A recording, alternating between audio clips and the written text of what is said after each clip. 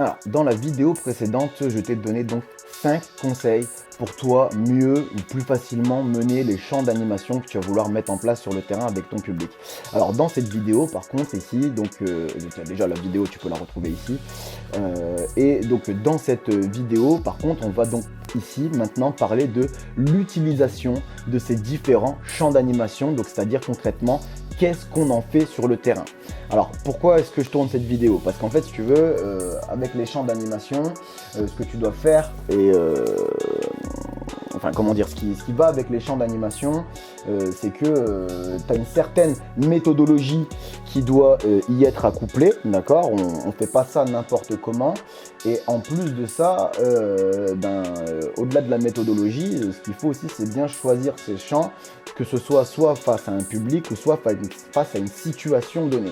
Et c'est à ce prix-là que l'on peut faire en sorte que les champs d'animation, donc avec de la méthodologie et avec bien sûr les choix judicieux des champs, plus bien évidemment une menée correcte, je ne l'ai pas dit, je ne l'ai pas mis dans mes notes, mais parce que c'était la vidéo précédente et c'est tout le contexte qui va avec, mais c'est à ce prix-là, donc avec la méthodologie, le choix et la menée des champs corrects, qu'on arrive à faire en sorte que les champs d'animation soient synonymes de bonne ambiance sur ton séjour et en plus soient vecteurs de cohésion à travers le fait que les personnes qui vont y participer vont avoir de la désinhibition, donc ce qu'on appelle perdre la peur du regard de l'autre quand ils vont participer, et parce qu'on va le faire tous ensemble et en même temps, et aussi le fait d'avoir un sentiment d'appartenance à un seul et même groupe, parce que oui, le groupe va vivre un petit peu des moments ritualisés et va finir par s'identifier aussi à ces moments qu'il vit tous ensemble, surtout si ça se passe bien et que le groupe kiffe. Ok? Et bien à ce moment-là, oui, c'est là qu'on va vraiment avoir de la cohésion avec tout ce que je viens de te dire juste avant. Méthodologie, choix des champs, bonne menée, et à ce moment-là vont apparaître la bonne ambiance et la cohésion au sein de ton public à travers les champs d'animation. Bien, alors si tu ne me connais pas, je m'appelle Lex, je suis formateur indépendant au métier de l'animation, fondateur d'Animaré. N'hésite pas à aller voir la vidéo, ou la playlist ici à propos d'Animaré pour en découvrir plus au sujet justement d'Animaré, ses différents canaux et tout ce que je mets à ta disposition pour toi poursuivre ta formation continue, bien sûr dans l'animation sans devoir repasser par un centre de formation classique. Ou alors, si tu veux en découvrir un petit peu plus sur mon parcours personnel, voilà. Et si tu me connais, eh bien ici aujourd'hui, je vais essayer de m'adonner au jeu de la vidéo courte, comme je t'avais promis. Il y a quelques vidéos de ça, donc notamment dans la vidéo où je t'apprenais à faire ton auto-évaluation. Tiens, tu peux la retrouver ici si tu veux. On se retrouve juste après le générique. Tu veux du savoir sur l'animation? Abonne-toi à Animaré garçon ou fille, c'est la même. De toute façon, je t'aide à poursuivre ta formation. Je donne tellement d'infos que tu devrais prendre des notes. Je te parle d'activité, mais ce n'est qu'entre autres. Je parle aux animes, aux formateurs et aux dirlo. Je parle à tous ceux qui veulent du haut niveau. Et pendant que ça pue la haine, Animaré amasse les fans. Je les forme, je les entraîne. Je cumule les padawans. Bien, alors, dans l'animation, ce que tu peux retrouver déjà, ce qu'il faut, c'est, on va déjà définir ici les différents types de champs que tu peux retrouver. Alors déjà, tu as ce qu'on appelle des champs 4-4. Qu'est-ce qu'un champ 4-4? C'est des champs qui vont être possibles de présenter à tous les publics différents, donc de 7 à 77 ans, voire peut-être même dans n'importe quel type de situation. Voilà, c'est ce qu'on appelle des champs 4-4. Tu les présentes à n'importe qui, n'importe où. C'est censé passer à partir du moment où c'est bien mené. Okay. Ensuite, tu as ce qu'on appelle des champs correspondant aux différents publics que tu vas rencontrer. Donc, tu as ce qu'on appelle les champs pour les matères, tu as les champs pour les primaires, tu as les champs pour les pré-ados, et après, tu as des champs pour les seniors, etc. Voilà. Okay. Et aussi, tu as ce qu'on appelle des champs de situation. Donc, les champs de situation, je vais te donner ici, je vais te faire une liste non exhaustive. Donc, il peut y avoir d'autres situations où tu peux accoupler un champ dessus. Mais donc, par exemple, tu as ce qu'on appelle les champs de rassemblement pour regrouper facilement un public sans avoir à le crier ou courir après. Ok. Ensuite, tu as les champs de motivation ou de retour au calme. Donc, en gros, c'est soit un champ pour t'exciter avant quelque chose, on va avoir besoin que tu sois énergique et bien réveillé, ou alors un champ pour te calmer avant un moment, on va avoir besoin que tu sois calme et détendu. Ok. Ensuite, tu peux avoir aussi ce qu'on appelle des chants de vie quotidienne. Donc, par exemple, des chants de passage à table ou alors de passage aux toilettes, etc., de lavage de mains. Voilà, tu peux avoir plusieurs types de chants comme ça, ce qu'on appelle des chants de vie quotidienne. Ok. Et après, tu peux aussi avoir des chants de convivialité. Donc, c'est juste des chants où le seul but est de mettre une bonne ambiance et de souder ton groupe. Ok. De passer des bons moments, d'avoir de bons souvenirs. Enfin, voilà, il y a d'autres situations. Je vais pas commencer à m'étaler. Voilà, c'est juste que faut que tu comprennes qu'il y ait différents types de chants dans l'animation et je viens de te résumer les 3 grandes catégories. Chant 4x4, les chants adaptés au public et les chants adaptés aux situations. Ok. Donc, ensuite, moi, ce que je vais faire là, ici, maintenant, c'est que je vais t'expliquer, moi, comment est-ce que je fonctionne avec les champs d'animation tout au long d'un séjour. Ok. Donc, dans un premier temps, ce que je fais, c'est que je présente déjà des chants 4x4 dès le début de séjour. J'essaye de faire ça dans les 24, maximum 48 heures après le début de séjour, où je vais présenter en fait une session chant 4x4. Pourquoi? Pour faire rentrer un petit peu tout le monde dans la dynamique de chant. Et donc en fait, si tu veux, avec les chants 4x4, voilà, on va s'éclater, on va s'amuser, on va rigoler. Je vais aussi essayer d'apporter de la nouveauté, c'est-à-dire des chants qu'ils connaissent pas, pour déjà implanter la dynamique de chant. Et le but, souvent je clôture comme ça ma séance de chant 4x4 en disant au public, eh bien voilà, vous avez vu, on vient de passer un super bon moment, c'était cool. Eh bien vous êtes des danseurs, vous êtes des chanteurs, vous kiffez ça, chanter et danser en même temps. On va chanter pendant tout le séjour, pendant toutes vos vacances, ou alors si c'est une classe découverte, hein, pendant tout le séjour, pendant toute cette classe de découverte, on va chanter, on va s'éclater, vous allez voir, ça va être génial. Ok, ça c'est le premier truc que je fais. Donc en général, je fais une petite session, voilà, où je vais prendre une demi-heure pour apporter au moins 2, voire déjà 3 chants 4x4, leur apprendre tout de suite et on va s'éclater directement avec. Ok. Ensuite, ce que je vais faire, c'est que derrière, c'est que tous les jours, bon, si possible, après si c'est pas possible, d'accord?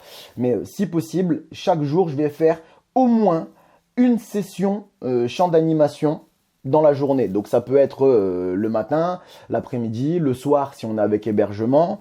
Voilà, je vais essayer de faire au moins une session, en gros pour dire de faire vivre les chants et qu'on ait un petit moment ritualisé, on va se regrouper et on va vivre ce moment-là tous ensemble et on va souder le groupe à ce moment-là en fait, à travers ces chants-là en fait.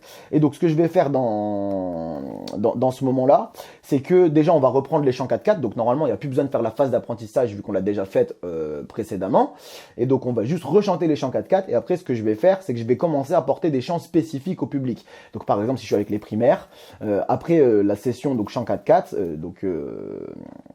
j'ai déjà fait la session, on apprend les premiers chants 4x4. Là, je te parle du lendemain, peut-être le surlendemain, où on va rechanter les chants 4x4, mais il n'y a plus besoin de les apprendre. Bah là, après, derrière, je vais leur apprendre un chant spécialement dédié à leur tranche d'âge.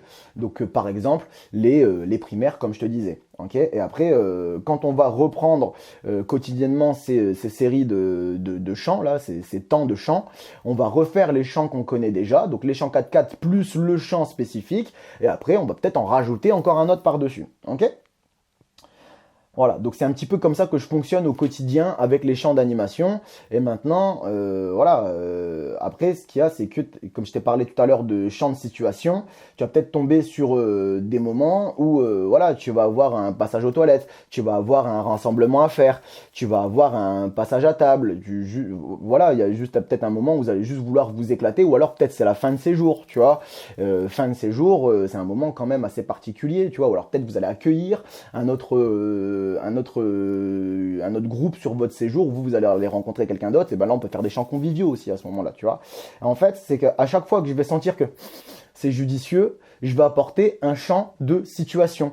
Donc je te dis, ça peut être un chant de passage aux toilettes, ça peut être un chant de table, ça peut être un chant de convivialité, parce que soit c'est la fin de séjour, soit on rencontre un autre séjour, etc. Voilà, je vais essayer d'apporter des chants de situation quand je vais le sentir judicieux. Donc la première situation, il va falloir prendre le temps de l'apprendre, mais après, à chaque fois qu'on va re-rencontrer la situation, il y aura juste à ressortir le chant pour amener à cette situation-là. Okay ?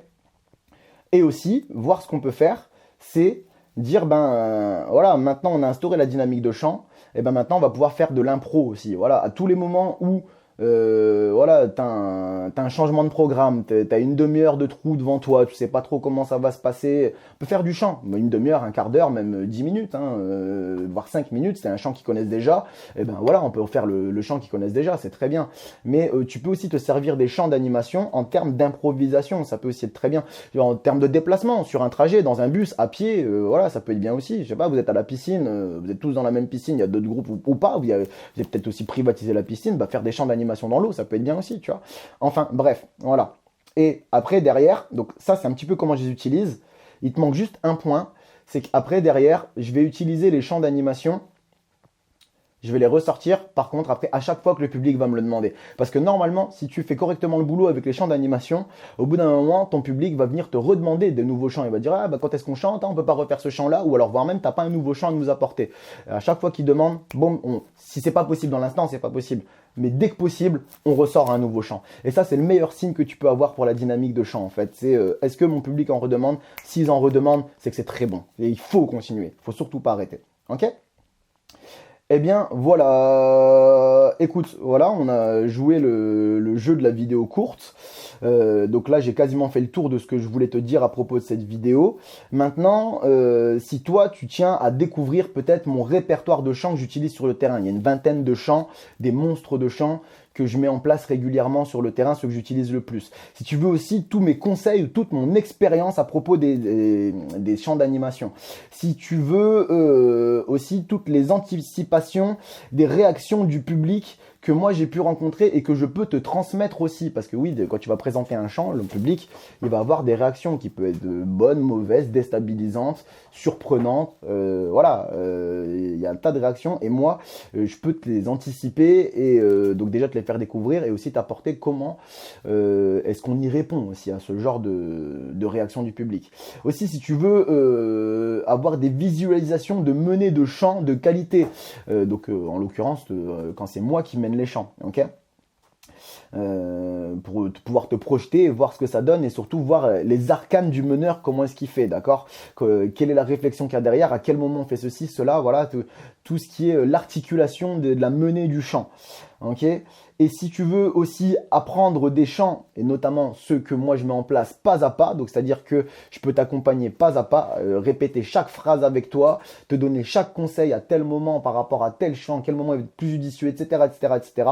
En gros, tout le savoir, toute l'expérience, tous les conseils que je peux te donner, en plus de la ressource chant que je peux te transmettre, eh bien, toute cette ressource-là existe dans un seul et même module de formation disponible sur la médiathèque Animare et qui s'appelle la boîte à chant. Ok ? Et donc, la boîte à chant, donc c'est un module de formation, il dure plus de 6h30, donc c'est vraiment un gros module de formation. Il est d'une qualité énorme. Je pense tout simplement qu'au niveau ressources activités, c'est le module de formation le plus qualitatif que j'ai mis à ta disposition sur la médiathèque Animare, d'accord ? Encore une fois, comme je l'ai dit un peu dans la vidéo précédente, là ici on reste quand même dans la surface des choses. Si tu veux aller voir vraiment le cœur de la réflexion et de la mise en place des champs d'animation, ça se passe sur la boîte à chants, sur la médiathèque Animare, d'accord ? Là, ici, on reste quand même, c'est des conseils qui sont valables, d'accord ? Mais ça reste quand même des conseils de surface, ok ? Eh bien, voilà, donc moi je te propose d'aller découvrir ce module de formation. Il est à moins 50% jusqu'au 28 février 2021 à 23h avec le coupon boîte à chant. Donc le coupon boîte à chant, il s'écrit BOITEACHANTS, donc chant au pluriel. Pour le reste, c'est tout attaché. T'enlèves l'accent du circonflexe. Dans la tradition de la langue française, on enlève les accents sur les majuscules. Et donc tout attaché en majuscules et sans espace, boîte à chant. Ok ? Donc déjà si tu veux, tu peux aller découvrir sa vidéo de présentation de ce module de formation là si jamais ça t'intéresse. Et sinon, si tu tiens directement à aller le découvrir sur la médiathèque Animare, eh bien dans la description tu as les deux premiers liens. Donc le premier lien, le coupon est déjà appliqué, tu n'as même pas à le retaper. Tout ce que tu as à faire, c'est me laisser une adresse mail, régler ta commande et ensuite tu recevras donc sur ton mail le lien pour récupérer ton module de formation sur la médiathèque Animare. Mais si je t'ai aussi donné le coupon à l'oral, c'est au cas où tu irais toi sur la médiathèque Animare sans passer par ce lien directement et qu'on est toujours dans la période de promotion. et que tu tiens à l'avoir à moitié prix, il n'y a pas de souci, voilà, au moins tu es au courant. Okay, le deuxième lien dans la description, c'est pour avoir accès à la boîte à chant sans passer par la période de promotion. D'accord, voilà, c'est tout. Si tu as découvert ça plus tard ou alors que tu t'es décidé plus tard, et ben le deuxième lien dans la description est toujours là à ta disposition. Voilà. Eh bien, écoute, moi j'ai fait, ça y est, là, le tour de ce que je voulais te dire à propos de cette vidéo, donc sur l'utilisation des champs d'animation. Eh bien, moi, voilà, la dernière chose que je vais te dire pour clôturer, c'est respecte les méthodologies des champs d'animation parce que ça se fait pas n'importe comment et c'est à ce prix-là que tu obtiendras des menées de qualité dans tes champs d'animation. Les jeunes comptent sur toi et moi aussi. Passe-moi un coup de fil si tu veux mon avis sur tes pratiques. C'est en lien dans la description, comme pour ma boutique. Passe-moi un coup de fil si tu veux mon avis sur tes pratiques. C'est en lien dans la description, comme pour ma boutique. Animer c'est donner vie, oui, mais c'est pas suffisant. Éduquer et émanciper doivent être aussi dedans.